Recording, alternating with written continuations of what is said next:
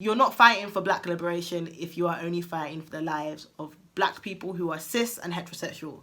You must be fighting for all of us. Hi there, my name is Tanya Compas. My pronouns are she, her, and I'm the founder of Exist Loudly. Queer Black Lives Matter, Black Trans Lives Matter, Our Lives Matter. You know, with the resurgence of the Black Lives Matter movement, the first thing I was doing was thinking, okay, I have to be out protesting.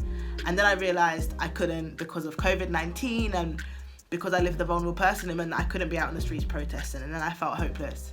And I felt like if I wasn't seen to be doing work, then people would think I didn't care. And it's like, that's not the truth. These things don't correlate. You can choose not to protest, you cannot protest whilst also doing very, very necessary and important work. And I really thought about it, where would I best be served? How would I best be able to serve my community?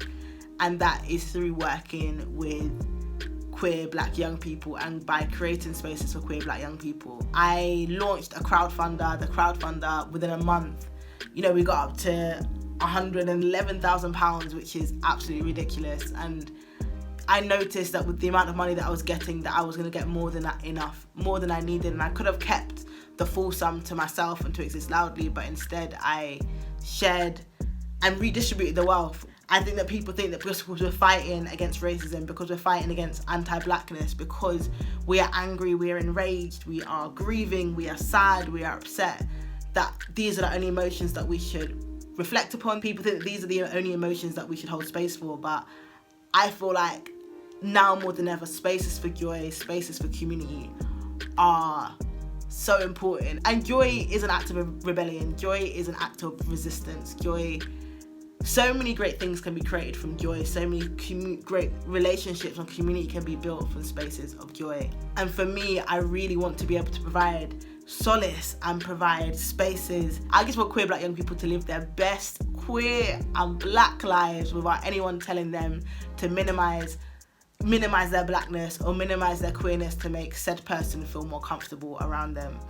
I don't think that we should ever have to minimize aspects of our identity in order to fit in order to feel safe, in order to feel like we belong and feel like we matter. I'll fight against racism, I'll fight against anti-blackness, I'll fight for the black community must also include a fight against homophobia. It is a fight for our queer and trans black brothers, sisters and siblings.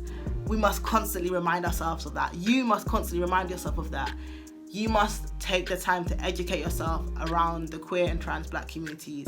You must take time to unpack and unlearn the homophobia and transphobia that you may have and you may perpetuate in your language and in your actions and in the way in which you work. You're not fighting for black liberation if you are only fighting for the lives of black people who are cis and heterosexual. You must be fighting for all of us, whether it's because we are queer, trans, immigrants, people seeking asylum, people who are otherwise abled, whatever it may be, we must fight for all of our lives. Queer Black Lives Matter, Black Trans Lives Matter, Our Lives Matter.